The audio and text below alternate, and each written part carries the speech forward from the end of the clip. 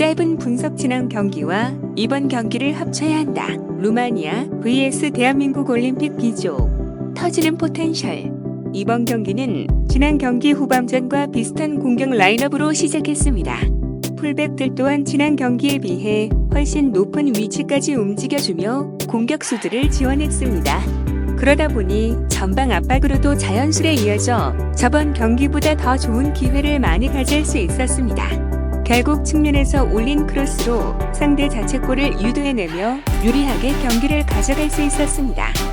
하지만 개인적으로는 전반전은 좀 아쉬웠습니다.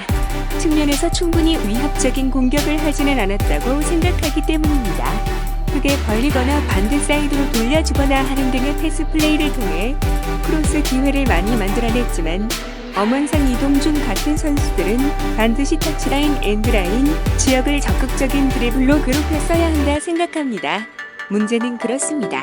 우리는 선발에서 창의력을 좀 빼는 대신 힘과 속도, 스태미너를 더했습니다.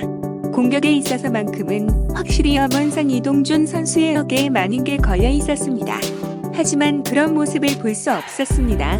그러다 보니 공이 자꾸 풀백을 거쳐 수비수에게로 향했고 이 과정에서 상대에게 커트를 당해 위험한 찬스를 너무 많이 내줬습니다. 풀백들도 잔뜩 전진해 있는 상태에서 자꾸 이런 식으로 공을 잃으면 후퇴도 전방 압박도 그 어느 방법으로도 수비를 할 수가 없습니다.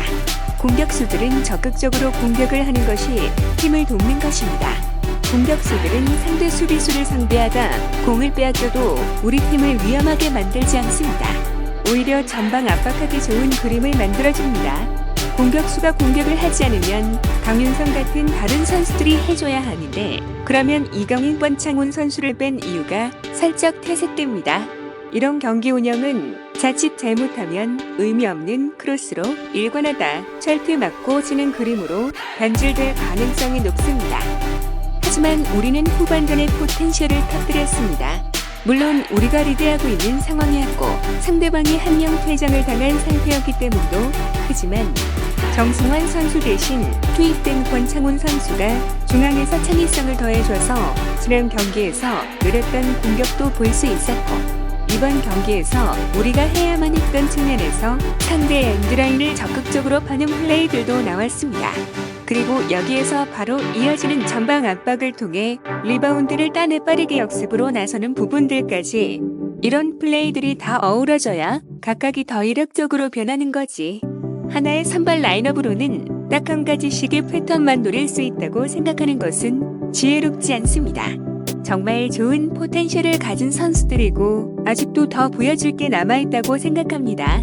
김학범 감독님께서는 이번 경기 후반전에서 우리 선수들이 보여준 모습들이 우리가 리드하고 있지 않을 때에도 상대가 퇴장당하지 않았을 때에도 나올 수 있게끔 더 지혜롭게 지도하시고 선발을 짜셔야 할 것 같습니다.